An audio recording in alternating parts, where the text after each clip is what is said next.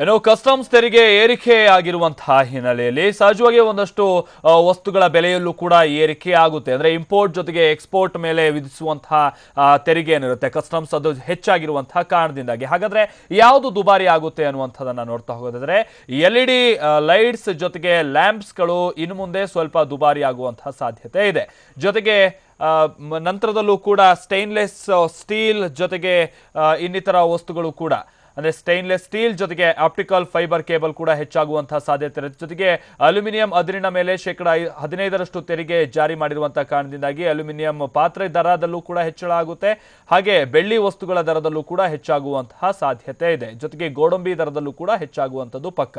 ಹಾಗೆ ಇನ್ಯಾವ್ದು ದುಬಾರಿ ಆಗ್ತಾ ಹೋಗುತ್ತೆ ಅನ್ನುವಂಥದ್ದು ಪಾನ್ ಮಸಾಲ ಜೊತೆಗೆ ಸಿಗರೇಟ್ನ ಬೆಲೆಯಲ್ಲೂ ಕೂಡ ಬಹಳಷ್ಟು ಹೆಚ್ಚಾಗುವಂತಹ ಸಾಧ್ಯತೆ ಇದೆ.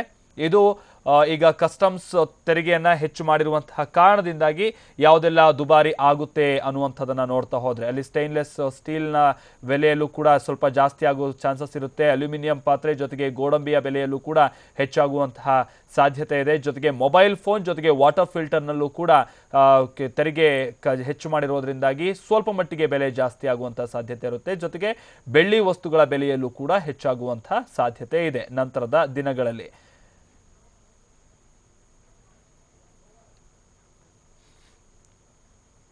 ಹಾಗೆ ಮೂಲ ಕಸ್ಟಮ್ ಶುಲ್ಕವನ್ನ ಒಂದಷ್ಟು ವಸ್ತುಗಳಿಗೆ ಸಂಬಂಧಪಟ್ಟಂತೆ ಇಳಿಕೆ ಮಾಡಲಾಗಿದೆ. ಹೀಗಾಗಿ 7.5ರಿಂದ 5% ಇಳಿಕೆ ಮಾಡಿರುವಂತಹ ಹಿನ್ನೆಲೆಯಲ್ಲಿ ವಿಂಡ್ ಪವರ್ ಉತ್ಪಾದನಾ ಘಟಕಗಳ ಸಾಮಗ್ರಿ ದರದಲ್ಲಿ ಇಳಿಕೆ ಆಗುವಂತಹ ಸಾಧ್ಯತೆ ಇದೆ. ಜೊತೆಗೆ ಸೋಲಾರ್ ಪ್ಯಾನಲ್ಗಳಲ್ಲೂ ಕೂಡ 5% ಕಸ್ಟಮ್ ಶುಲ್ಕವನ್ನು ತೆರವು ಮಾಡಿರುವಂತಹ ಹಿನ್ನೆಲೆಯಲ್ಲಿ ಕಡಿಮೆ ಆಗುತ್ತೆ. ಜೊತೆಗೆ ರೈಲ್ವೆ ಇಲಾಖೆ ಮೂಲಕವೇ ಟಿಕೆಟ್ಗಳನ್ನು ಕಾಯ್ದಿರಿಸಿದ್ರೆ ಹಿಂದೆ ವಿಧಿಸಲಾಗ್ತಾ ಇದ್ದಂತಹ ಸೇವಾ ಶುಲ್ಕವನ್ನು ರದ್ದುಗೊಳಿಸಲಾಗುತ್ತೆ. ಹೀಗಾಗಿ ರೈಲ್ವೆ ಈ ಟಿಕೆಟ್ ದರ ಕೂಡ ಇಳಿಕೆಯಾಗುತ್ತೆ. ಜೊತೆಗೆ ನೋಟು ನಿಷೇಧದ ಬಳಿಕ ಕೇಂದ್ರ ಸರ್ಕಾರ ನಗದು ರಹಿತ ವಹಿವಾಟಿಗೆ ಹೆಚ್ಚಿನ ಉತ್ತೇಜನ ಕೊಡ್ತಾ ಇರುವಂತಹ ಕಾರಣದಿಂದಾಗಿ ಬಜೆಟ್ನಲ್ಲಿ ಪಾಯಿಂಟ್ ಆಫ್ ಸೇಲ್ ಮಿಷನ್ ಅಥವಾ ಈ ಸ್ವೈಪಿಂಗ್ ಮಿಷನ್ಗಳ ದರವನ್ನು ಕೂಡ ಇಳಿಕೆ ಮಾಡಲಾಗಿದೆ. ಹಾಗೆ POS ಗಳ ದರವೂ ಕೂಡ ಕಡಿಮೆ ಆಗಿದೆ. ಇದು ಯಾವೆಲ್ಲ ದರಗಳು ಕಡಿಮೆ ಆಗಬಹುದು ಅನ್ನುವಂಥದ್ದನ್ನು ನೋಡ್ತಾ ಹೋದಂತಹ ಸಂದರ್ಭದಲ್ಲಿ ತೆರಿಗೆಯನ್ನ ಇಳಿಸಿರುವಂತಹ ಕಾರಣದಿಂದಾಗಿ ವಿಂಡ್ ಪವರ್ ಜೊತೆಗೆ ಸೋಲಾರ್ ಪ್ಯಾನಲ್ನಲ್ಲಿ ಅದರ ಬೆಲೆಯಲ್ಲಿ ಇಳಿಕೆಯಾಗುತ್ತೆ.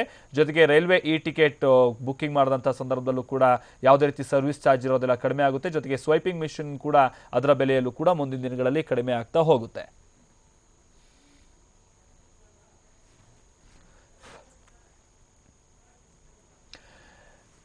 ಇನ್ನು ವೈಯಕ್ತಿಕ ಆದಾಯ ತೆರಿಗೆಗೆ ಸಂಬಂಧಪಟ್ಟಂತೆ ಕೇಂದ್ರ ಸರ್ಕಾರ ಒಂದ್ ಸ್ವಲ್ಪ ಇಲ್ಲಿ ರಿಲೀಫ್ ಕೊಟ್ಟಿದೆ ಅಂತ ಹೇಳ್ಬೋದು. ಯಾಕಂತ ಅಂದ್ರೆ ಯಾವ ರೀತಿಯಾಗಿ ರಿಲೀಫ್ ಅಂತ ನೋಡೋದಾದ್ರೆ 3 ಲಕ್ಷ ರೂಪಾಯಿ ಆದಾಯದವರೆಗೆ ಆದಾಯ ತೆರಿಗೆಯನ್ನ ಕಟ್ಟುವಂತಹ ಪ್ರಮೇಯತೆ ಇರೋದಿಲ್ಲ. ಬಜೆಟ್ನಲ್ಲಿ ಘೋಷಿಸಲಾಗಿದೆ. ನೂತನ ಬಜೆಟ್ ನಿಯಮದಂತೆ 3ರಿಂದ 5 ಲಕ್ಷ ರೂಪಾಯಿ ಆದಾಯ ಹೊಂದಿದ್ರೆ 5% ಆದಾಯ ತೆರಿಗೆಯನ್ನ ಕಟ್ಟಬೇಕಾಗುತ್ತೆ. ಹೀಗಾಗಿ ಏನಾದ್ರೂ ನಿಮ್ಮ ಆದಾಯ 3.5 ಲಕ್ಷ ರೂಪಾಯಿ ಇದ್ರೆ ನೀವು ಮೊದಲಿದ್ದ ತೆರಿಗೆಯಂತೆ 5,000 ರೂಪಾಯಿಯಷ್ಟು ಕಟ್ಟಬೇಕಿತ್ತು. ಈಗ ಹೊಸ ತೆರಿಗೆಯಂತೆ 2,500 ರೂಪಾಯಿ ಕಟ್ಟಿದ್ರೆ ಸಾಕಾಗುತ್ತೆ. ಹೀಗಾಗಿ ನಿಮಗೆ ಲಾಭ ಇಲ್ಲಿ 2,500 ರೂಪಾಯಿ ಆದಂತಾಗುತ್ತೆ.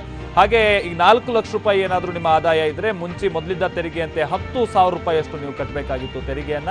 ಹೊಸ ತೆರಿಗೆ ಇಲ್ಲಿ ಪರ್ಸೆಂಟೇಜ್ ಅನ್ನ ನಾವು ನೋಡಿದಂಥ ಸಂದರ್ಭದಲ್ಲಿ ಅದು ಅಮೌಂಟ್ ಕನ್ವರ್ಟ್ ಮಾಡಿದಂಥ ಸಂದರ್ಭದಲ್ಲಿ 10,000 ಕಟ್ಟಬೇಕಾಗಿತ್ತು. ಈಗ ನೂತನ ಸ್ಲ್ಯಾಬ್ ಪ್ರಕಾರವಾಗಿ 7,500 ರೂಪಾಯಿ ಕಟ್ಟಿದ್ರೆ ಸಾಕು. ಹೀಗಾಗಿ 2,500 ರೂಪಾಯಿ ನಿಮಗೆ ಲಾಭ ಆದಂತಾಗುತ್ತೆ.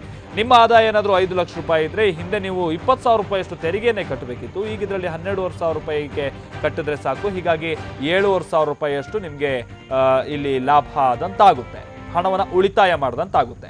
ಹಾಗೆ ನಿಮ್ದೇನಾದ್ರೂ ಆದಾಯ 6 ಲಕ್ಷ ರೂಪಾಯಿ ಇದ್ರೆ ಮೊದಲಿದ್ದ ತೆರಿಗೆಯಂತೆ ನೀವು 35,000 ರೂಪಾಯಿಯಷ್ಟು ಹಣವನ್ನು ಕಟ್ಟಬೇಕಾಗಿತ್ತು ತೆರಿಗೆ ರೂಪದಲ್ಲಿ. ಈಗ ಹೊಸ ತೆರಿಗೆ ಪ್ರಕಾರವಾಗಿ 22,500 ರೂಪಾಯಿ ಕಟ್ಟಿದ್ರೆ ಸಾಕು. ಹೀಗಾಗಿ ನಿಮಗೆ ಲಾಭ 12,500 ರೂಪಾಯಿ ಅಂದ್ರೆ ಉಳಿತಾಯ.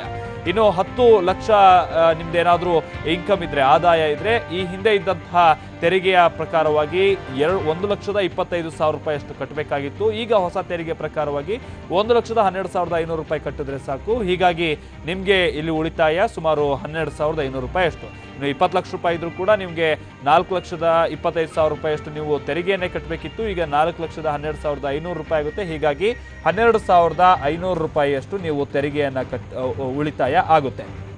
ಈಗ ಹಳೆ ಪರ್ಸೆಂಟೇಜ್ ಹೊಸ ಪರ್ಸೆಂಟೇಜ್ ಲೆಕ್ಕದಲ್ಲಿ ಒಂದ್ಸಲ ನೋಡೋದಾದ್ರೆ ಹಳೆ ಟ್ಯಾಕ್ಸ್ ಪ್ರಕಾರವಾಗಿ 2.5 ಲಕ್ಷ ರೂಪಾಯಿ ತನಕ ಯಾವುದೇ ರೀತಿ ಟ್ಯಾಕ್ಸ್ ಕಟ್ಟೋದು ಬೇಡದಿತ್ತು. 2.5 ಲಕ್ಷದಿಂದ 5 ಲಕ್ಷ ತನಕ 10%, 5 ಲಕ್ಷದಿಂದ 10 ಲಕ್ಷ ತನಕ 20%, ಇನ್ನು 10 ಲಕ್ಷಕ್ಕಿಂತ ಮೇಲ್ಪಟ್ರೆ 30% ಕಟ್ಟಬೇಕಿತ್ತು. ಈಗಿರೋ ಪ್ರಕಾರವಾಗಿ 3 ಲಕ್ಷ ರೂಪಾಯಿ ತನಕ ನೀವು ಯಾವುದೇ ರೀತಿ ಟ್ಯಾಕ್ಸ್ ಕಟ್ಟೋದು ಬೇಡ.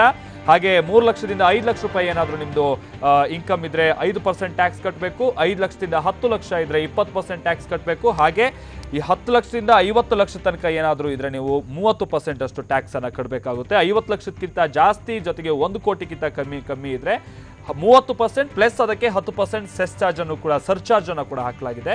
ಇನ್ನು 1 ಕೋಟಿಗಿಂತ ಹೆಚ್ಚಿದ್ರೆ ನೀವು 30% ಟ್ಯಾಕ್ಸ್ ಜೊತೆಗೆ 15% ಸೆಸ್ ಚಾರ್ಜ್ ಅನ್ನ ಕಟ್ಟಬೇಕಾಗುತ್ತೆ. ಅದನ್ನ ಅಮೌಂಟ್ ಆಗಿ ನಾವು ಕನ್ವರ್ಟ್ ಮಾಡೋದ್ರಲ್ಲಿ ಇಷ್ಟು ಅಮೌಂಟ್ ಅನ್ನ ನೀವು ಕಟ್ಟಬೇಕಾಗುತ್ತೆ. ಈಗ ನಾವು ಸ್ಕ್ರೀನ್ ಅಲ್ಲಿ ನೋಡ್ತಾ ಇರೋಷ್ಟು ಅಮೌಂಟ್ ಅನ್ನ.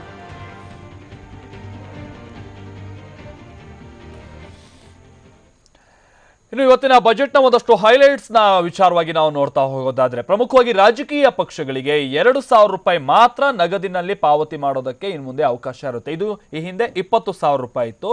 ಈಗ ಅದನ್ನ ಕೇವಲ 2,000 ರೂಪಾಯಿಗೆ ಇಳಿಸಲಾಗಿದೆ. ರಾಜಕೀಯ ಪಕ್ಷಗಳಿಗೆ ದೇಣಿಗೆ ನೀಡುವಿಕೆ ವಿಚಾರವಾಗಿ ಒಂದಷ್ಟು ಕಂಡೀಷನ್ಗಳನ್ನ ಕೂಡ ಹಾಕಲಾಗಿದೆ. ಒಬ್ಬ ವ್ಯಕ್ತಿಯಿಂದ 2,000 ರೂಪಾಯಿ ಮಾತ್ರ ನಗದಿನಲ್ಲಿ ಪಾವತಿ ಮಾಡಬಹುದಾಗಿದೆ. ರಾಜಕೀಯ ಪಕ್ಷಗಳಿಗೆ ನೀಡುವಂತಹ ದೇಣಿಗೆ ಸಂಬಂಧ ಈ ನಿಯಮವನ್ನ ಇಡಲಾಗಿದೆ. ಹಾಗೆ ಚೆಕ್ ಜೊತೆಗೆ ಡಿಜಿಟಲ್ ಮೋಡ್ನಲ್ಲಿ ಹಣ ಪಡೆಯೋದಕ್ಕೆ ಅವಕಾಶ ನೀಡಲಾಗಿದೆ. 2,000 ರೂಪಾಯಿಗಿಂತ ಹೆಚ್ಚು ದೇಣಿಗೆಯನ್ನ ಚೆಕ್ ಮೂಲಕ ಏನಾದರೂ ಪಾವತಿಯನ್ನ ಮಾಡಬಹುದಾಗಿದೆ. ಚೆಕ್ ಮೂಲಕವೇ ಪಾವತಿ ಮಾಡಬಹುದು.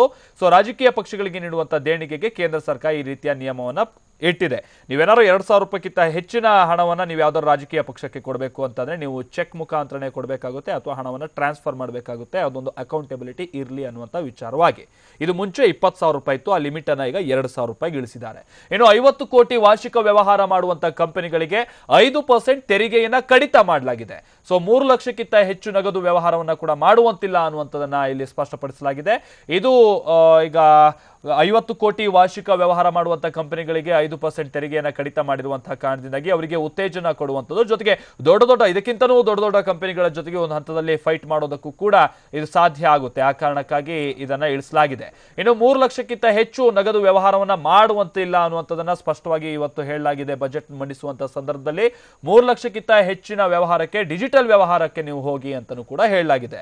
ನಗದಿನಲ್ಲಿ 3 ಲಕ್ಷ ರೂಪಾಯಿವರೆಗೆ ಮಾತ್ರ ಕೊಳ್ಳೋದು ಮಾತ್ರ ಇನ್ ಮುಂದೆ ಸಾಧ್ಯ. ಇನ್ನು ಆರ್ಥಿಕ ಸುಸ್ತಿದಾರರ ಆಸ್ತಿಯನ್ನು ವಶಪಡಿಸಿಕೊಳ್ಳೋದಕ್ಕೆ ಪ್ರತ್ಯೇಕ ಕಾನೂನನ್ನ ತೆಗೆದುಕೊಳ್ಳೋದಕ್ಕೆ ನಿರ್ಧರಿಸಲಾಗಿದೆ. ಕಾನೂನು ಕ್ರಮ ತಪ್ಪಿಸಿಕೊಳ್ಳುವವರ ವಿರುದ್ಧ ಆಸ್ತಿ ಜಪ್ತಿಗೂ ಕೂಡ ಕ್ರಮವನ್ನು ಕೈಗೊಳ್ಳಲಾಗುತ್ತೆ. ಇದು ಯಾರಿಗೆಲ್ಲ ಹೊಡೆತ ಬೀಳುತ್ತೆ ಅಂದ್ರೆ, ಈಗ ಹಣವನ್ನ ಕಟ್ಟದೆ ಅಂದ್ರೆ ತೆಗೆದುಕೊಂಡಂತ ಲೋನ್ ಅನ್ನ ಕಟ್ಟದೆ ಈಗ ತಲೆಮರೆಸ್ಕೊಂಡಂತವ್ರು ಎಷ್ಟು ಜನ ಇದ್ದಾರೆ, ಬಹಳಷ್ಟು ಮಂದಿ ಇದ್ದಾರೆ. ಅದು ಬಹಳಷ್ಟು ಚರ್ಚೆನೂ ಕೂಡ ಆಗ್ತಾ ಇದೆ ದೇಶದಲ್ಲಿ. ಲಲಿತ್ ಮೋದಿ ಜೊತೆಗೆ ವಿಜಯ್ ಮಲ್ಯರಂತವರ ವಿರುದ್ಧ ಕ್ರಮವನ್ನ ಕೈಗೊಳ್ಳೋದಕ್ಕೋಸ್ಕರ ಈ ಹೊಸ ಕಾನೂನನ್ನ ತರಲಾಗುತ್ತೆ. ಏನು ಹೊಸ ಕಾನೂನಿನ ಮುಖಾಂತರವಾಗಿ ಆಸ್ತಿಗಳ ಜಪ್ತಿಗೂ ಕೂಡ ಅವಕಾಶ ಇದೆ. ಈ ಹಿಂದೆ ಇದ್ದಷ್ಟು ಪ್ರೊಸೀಜರ್ಸ್ ಗಳನ್ನ ಏನು ಫಾಲೋ ಮಾಡಬೇಕಾದಂತ ಅವಶ್ಯಕತೆನೂ ಇಲ್ಲ.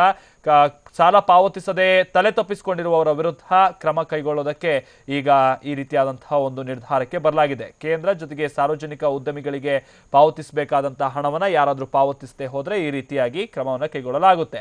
ಇನ್ನು 5 ವರ್ಷದಲ್ಲಿ ರೈಲ್ ರಕ್ಷಾ ಕೋಶ್ ಫಂಡ್ಗೆ 1 ಲಕ್ಷ ಕೋಟಿ ರೂಪಾಯಿಯಷ್ಟು ಮೀಸಲಿಡಲಾಗಿದೆ. ಜೊತೆಗೆ 3,500 ಕಿಲೋಮೀಟರ್ ರೈಲ್ವೆ ಹಳಿ ಅಳವಡಿಕೆಗೆ ನಿರ್ಧರಿಸಲಾಗಿದೆ. ಎಲ್ಲಾ ರೈಲುಗಳ ಎಲ್ಲಾ ಕೋಚ್ಗಳಲ್ಲಿ ಬಯೋ ಟಾಯ್ಲೆಟ್, ಆನ್ಲೈನ್ ರೈಲು ಟಿಕೆಟ್ ಬುಕ್ಕಿಂಗ್ಗೆ ಸೇವಾದರ ಇಲ್ಲ ಅನ್ನುವಂಥ ನಿರ್ಧಾರವನ್ನು ಇವತ್ತು ಬಜೆಟ್ನಲ್ಲಿ ತೆಗೆದುಕೊಳ್ಳಲಾಗಿದೆ.